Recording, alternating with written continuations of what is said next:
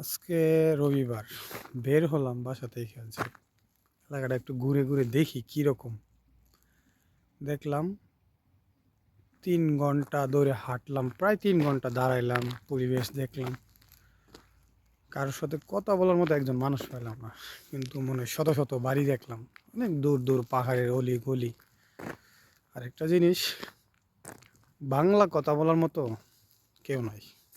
হয়তো ফোনে কথা বলতে হইব, পরিবার বন্ধু বান্ধবদের সাথে কথা বললাম, তারপর বসে রইলাম। কথা ছাড়া তো আর একা চলাফেরা করার মন মানসিকতার মানুষ আমি না। তারপরও একা চলতে হইতেছে। কুরিয়াতে আসলাম আজকে 5 মাস। 3 মাস ভালোই ছিলাম ইউনিভার্সিটিতে। 3 মাস 3.5 মাস সবার সাথে কথা বলতে পারা যায়, বন্ধু বান্ধব বা দেশি মানুষ, অ্যাটলিস্ট বাংলায় কথা বলা যায়। এখানে আসার পর বুঝলাম বাংলা কথা বলাটাও এক ধরনের সার্থকতা বা সাকসেস বা সফলতা যেটা বলা হয়। তো এখানে হাঁটতেছি হাঁটতেছি, সুন্দর পরিবেশ, দেখতেও সুন্দর, সব কিছুই সুন্দর, পাহাড়, প্রাকৃতিক পরিবেশ, ছোট ছোট বাড়ি, এই পাশে বাড়ি ওই পাশে বাড়ি, অত দূর দূর একটা একটা বাড়ি। মাঝে তো আছেই কিছু আবাদি জমি, এখানে বেবি ফসল ফলানো হয়।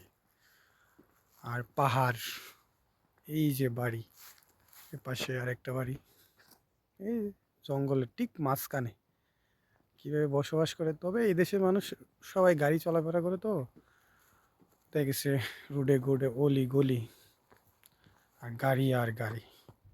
এখানে আবার কিছু সবুজ আছে। অবশ্য বর্তমানে আজকে তাপমাত্রা একটু কম, যার কারণে বের হয়ে দেখার মতো পরিবেশ হয়েছে। নয়তো এতদিন এত তাপমাত্রা -10 -12 এরকম, পানি, আইস, স্নো, এই পরিবেশ। তবে প্রত্যেকটা জায়গায়, প্রত্যেকটা পরিবেশ বা প্রত্যেকটা পরিস্থিতির উপর ভিত্তি করেই মানুষের জীবন অতিবাহিত করা হয়।